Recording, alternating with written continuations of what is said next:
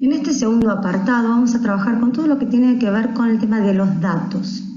Entonces, vamos a empezar viendo primero qué datos se consideran para el estudio del tiempo y del clima. Luego vamos a observar y les voy a explicar cómo es que se obtienen esos datos. Luego, cómo es que se envían y se comparten a nivel internacional esos datos. Y por último, qué hacemos con los datos. Así que toda esta segunda parte tiene que ver con todo lo que tiene que todo lo pertinente a los datos. Bueno, primero, ¿qué datos se consideran para el estudio del tiempo y del clima? La temperatura, la precipitación, la humedad, el viento, presión, heliofanía, radiación, nubosidad, por citar los más importantes. Todos estos es lo que se denomina, chicos, elementos del clima y son medidos y registrados por instrumentos meteorológicos específicos, que es lo que ustedes van a trabajar en el trabajo práctico número 2. Así que estos son los elementos del tiempo del clima y son justamente los que se miden con un instrumental específico. Ahora, la pregunta es, ¿de dónde se obtienen esos datos? ¿Sí? Bien, pueden ser o de estaciones meteorológicas de superficie, ya sea tradicionales o automáticas, o de observaciones en altura, con globos meteorológicos o ecosondas, o imágenes captadas por satélites meteorológicos y radares. Ahora vamos a hablar un poquito de cada uno de ellos. Con respecto a las estaciones meteorológicas, esto que observamos acá es la clasificación de las estaciones meteorológicas de acuerdo al reglamento técnico de la Organización Meteorológica Mundial, que está publicado en el Boletín Informativo número 32 del Servicio Meteorológico Nacional, que se los voy a apuntar. Y fíjense que las estaciones meteorológicas las va a clasificar en sinópticas, es decir, aquellas que se efectúan las observaciones en horas fijas del día y esa información se envían al centro recolector de datos. Y en ese caso estas sinópticas pueden ser de superficie, ya sea terrestre o marítima, o puede ser de altura, ¿sí? Y después tenemos otras estaciones, como pueden ser las que están en los aeropuertos, ¿sí? O las climatológicas. Estas estaciones, si bien realizan observaciones diarias, también registran. Y eso permite tener también o complementar con información diaria y semanal, ¿sí? También agrícolas, en este caso las agrícolas se realizan observaciones más específicas, además de las normales, digamos, más específicas, como la temperatura del suelo o la evaporación. Y luego tenemos especiales, que estas son estaciones que generalmente miden también los elementos básicos del tiempo, pero además se incorpora algún instrumental que es más específico para desarrollar un tipo de estudio especial, ¿sí?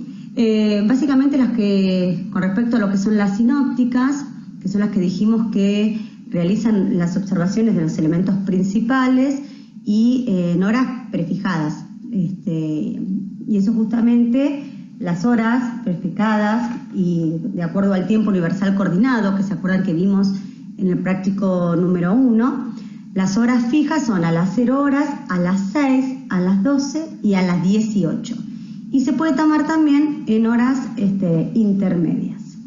En el caso de las estaciones sinópticas de altura, solamente se realizan dos mediciones, que son a las 0 y a las 12, de acuerdo al tiempo universal coordinado.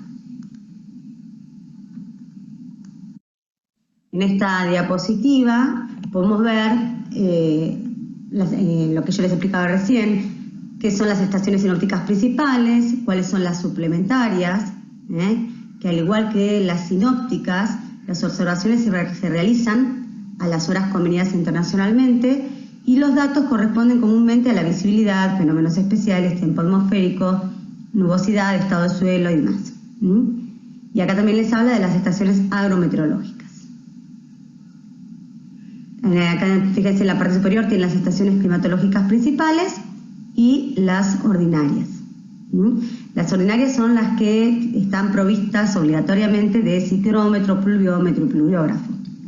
que ya vamos a ver en el trabajo práctico número 2, que es un ciclómetro, que es el pluviómetro y que es el pluviógrafo. Y en esta transparencia podemos observar los diferentes fines de las estaciones meteorológicas según la Organización Meteorológica Mundial. Entonces fíjense que según su finalidad, sea sinóptica, se clasifica en climatológica, agrícola, especial, aeronáutica o satélites, de acuerdo a la magnitud de las observaciones, en principales, ordinarias o auxiliares. Por el nivel de observación puede ser de superficie o de altura, y según el lugar de observación, terrestre, aérea o marítima, que es un poco la síntesis de lo que veníamos conversando. Fíjense la cantidad de estaciones meteorológicas que hay en el mundo, y estos por supuesto que se pueden conjugar, es decir, una estación puede tener más de una categoría en forma simultánea. En esta transparencia vemos las estaciones sinópticas de superficie de Argentina con su clasificación, cuántas son las que son climatológicas, cuántos miden radiación, cuántos miden contaminación y demás.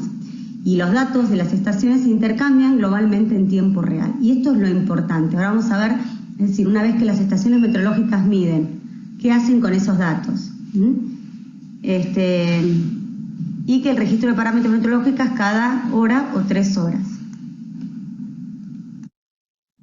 Bueno, con respecto a las observaciones en altura, como dije anteriormente, se realiza a través de radiosondas o globos meteorológicos que pueden estar libres o fijos, sujetos al suelo. Y las mediciones se realizan entre unos 20 y 30 kilómetros aproximadamente. Y se hacen dos por día, en el mejor de los casos. Acá se puede observar, fíjense, la cantidad de observaciones en altura que hay a nivel mundial. Y por último, los datos también se pueden obtener a partir de los satélites. La red de satélites de observación medioambiental incluye satélites de órbita polar y de órbita geoestacionaria. Acá está alguno de esos satélites. Con respecto a esto de los satélites, les voy a incorporar un videíto, que son 2 videitos cortitos, que los pueden ayudar a complementar la teoría que les estoy dando. Con respecto a los satélites meteorológicos de órbita geoestacionaria, estos orbitan a 36.000 kilómetros por encima de la Tierra, giran junto a la Tierra en torno al eje casi paralelo, norte-sur, ¿sí? Y a la altura del ecuador. Cubren todo el disco visible y por lo tanto tienen una alta resolución temporal. Bien, ahora, acá les muestro algunos ejemplos a continuación de cómo se observa de estos satélites la Tierra. Fíjense que va girando junto con la Tierra, va acompañando ese movimiento de rotación.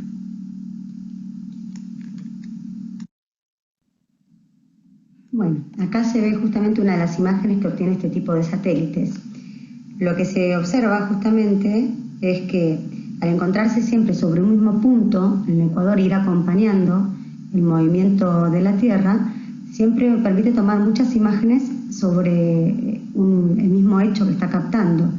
Por lo tanto, tiene una alta resolución temporal, pero como, digamos, desventaja es que justamente por encontrarse tan alejado de lo que es la Tierra, tiene una baja resolución espacial.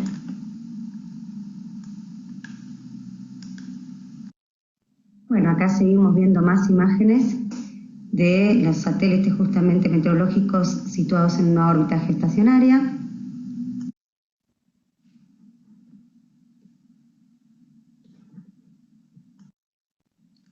Y con respecto a los satélites meteorológicos de órbita polar o heliosincrónica, ¿sí? Orbitan a una altura de 700 a 900 kilómetros y pasan 2 veces por el mismo punto en el día. Serían estos. Este es el de órbita polar que estamos conversando. Y este es el que veíamos antes de órbita geoestacionaria.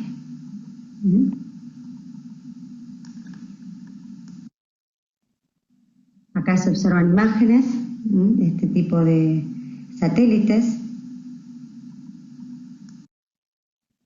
Fíjense que lo bueno que tiene esto es que si bien la resolución temporal de este tipo de satélites es baja, porque pasa solamente 2 veces por el mismo lugar por día, tiene una alta resolución espacial, porque se encuentran mucho más cercanos.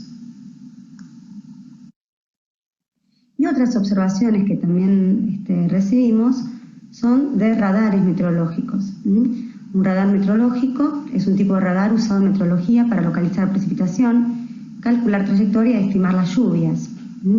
Y son justamente de gran utilidad para detectar eventos de lluvia y tormentas severas.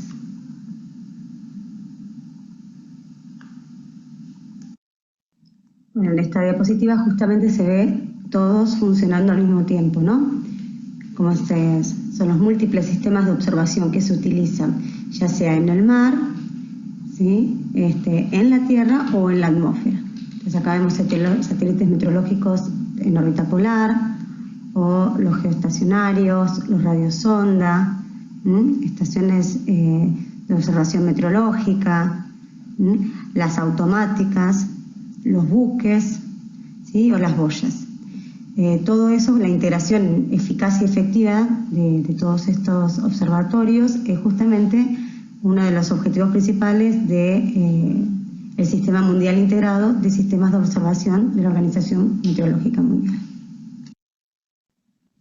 Bueno, en las transparencias anteriores estuvimos viendo cómo es que se recolectan esos datos, a través de qué instrumentos, podríamos decir. Ahora, ¿qué se hace con esos datos? ¿Dónde se envían? Bueno, cada una de las observaciones que se realizan son enviadas a lo que sería el Servicio Meteorológico Nacional, el cual lo va a reenviar al Sistema Global de Observaciones. Ahora lo vamos a ver bien. Acá se puede ver en este gráfico cómo es que se va recolectando y se va transmitiendo rápidamente esa información observada. Entonces, el servicio meteorológico va a ser el que va a concentrar esas observaciones de superficie, de estaciones terrestres, boyas, barcos, estaciones aeronáuticas o de los sensores remotos, radares, satélites y radiosondeos. ¿Qué es lo que va a hacer con esa información? Va a generar el Archivo Nacional de Información Meteorológica, va a realizar productos propios para los distintos usuarios y además va a generar productos para el meteorólogo, cartas de tiempo, modelos numéricos y modelos estadísticos.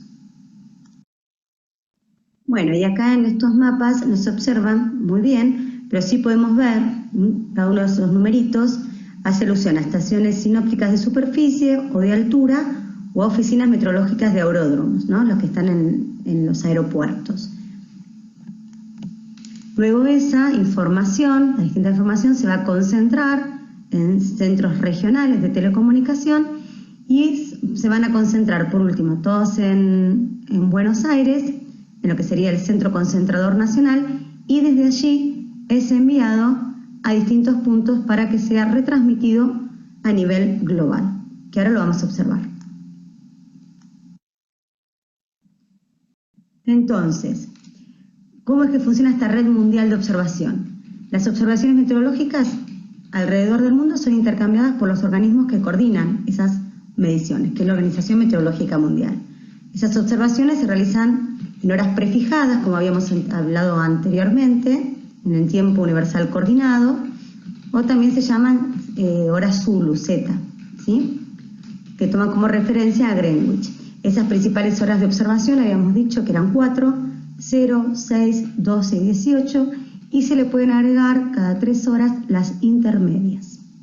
Posteriormente a la observación, los datos son codificados según lo establece la Organización Meteorológica Mundial y transmitidos por teletipo, teléfono, internet, radio, satélite al servicio meteorológico de cada país, los que disponen de ella en pocos minutos después de ser realizada la observación. Esto tiene que ser lo más rápido posible. Esos servicios meteorológicos recopilan la información y la retransmiten a los centros mundiales, que están localizados en Melbourne, Australia, Moscú, Rusia y Washington, Estados Unidos. A partir de esos centros mundiales, de donde se comparte todos los datos colectados y para que todo el mundo tenga disponibilidad de dichos datos. A todo este sistema se le llama Sistema Mundial de Telecomunicaciones. Ahora, ¿para qué queremos los datos? ¿Qué productos se obtienen a partir de esos datos? Bueno, una de las primeras cosas y muy útil es la carta de tiempo. En este caso, nuestra carta de tiempo es una carta de tiempo antigua. Hoy por hoy son cartas de tiempo que están automatizadas y están disponibles en Internet.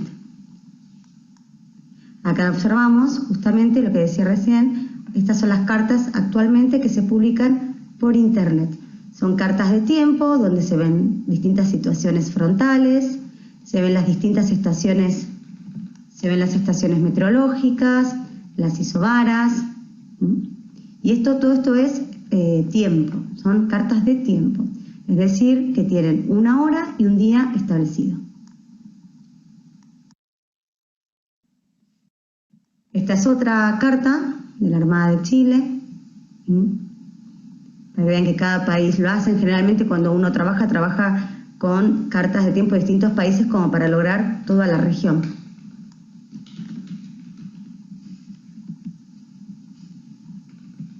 Estas también es de Chile, permite ver los individuos isobáricos, los centros de alta presión, los centros de baja. Los puntitos negros son estaciones meteorológicas. Todo esto es de un momento determinado. Fíjense que es el 26 de marzo del 2016 a las 12 UTC. Es decir, que teniendo como centro el meridiano de Greenwich.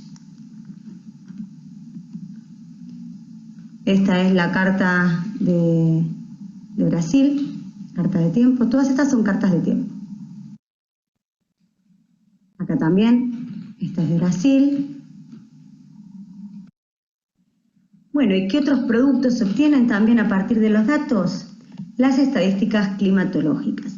Esto ya no es más tiempo. Las cartas que estábamos viendo antes eran de un momento determinado y un lugar determinado. Ahora estamos hablando de estadísticas climatológicas. Eso significa que va a ser un periodo de tiempo más largo. Vamos a trabajar en el práctico con las estadísticas. Fíjense, en este sector, ahora no se ve bien claro, pero cuando las tengan en su mano o las tengan en el práctico van a ver. Generalmente es un periodo de cada 10 años, donde tenemos los valores medios de los distintos elementos para los distintos meses, enero, febrero, marzo, abril, y después tenemos las medias anuales. Estas estadísticas climatológicas también tienen valores extremos, es decir, las máximas absolutas de esos 10 años, el número medio de días con, y acá se considera lo que es niebla, helada, y por último, lo que es viento. Acá les voy a mostrar. Entonces, tal como les decía recién, acá son valores medios. Fíjense que la estadística trae al principio información que es importante con respecto a la estación meteorológica, el nombre, Bahía Blanca Aero, porque es la estación meteorológica que pertenece al Servicio Meteorológico Nacional que está en el aeropuerto de Bahía Blanca, la provincia, los datos de latitud, de longitud, la altura de la estación, el número que le corresponde según la Organización Meteorológica Mundial, la categoría, si es sinóptica, ¿se acuerdan? En este caso sinóptica, pero se acuerdan que puede ser climática y demás, a quién pertenece, y por último el periodo. Fíjense que son 10 años. Y acá son valores medios. Acá tenemos la temperatura, el valor medio de enero, febrero, marzo, abril, hasta la temperatura anual. El número de años considerados, porque no siempre puede haber pasado algo y algún año no se registraron datos. El máximo valor medio, es decir, de todas las medias que se realizaron, ¿cuál fue el máximo valor y en qué año de esos 10 se registró? Pero valor medio, ¿no? De todas las medias que se realizaron. ¿Y cuál fue el mínimo valor medio? Esto se los explico bien en el práctico. Cuando tengan que hacer el práctico, vamos a trabajar con esto, van a ver que les va a terminar de quedar claro. Seguimos con los valores medios. Esto es número medio de días con, lo que yo les comentaba. los valores extremos y por último el viento. Bueno chicos, con esto terminamos este segundo video de lo que es cómo es que se obtienen los datos meteorológicos, cómo es que se recopilan y qué productos se realizan a partir de esos datos. Nos vemos en el siguiente video.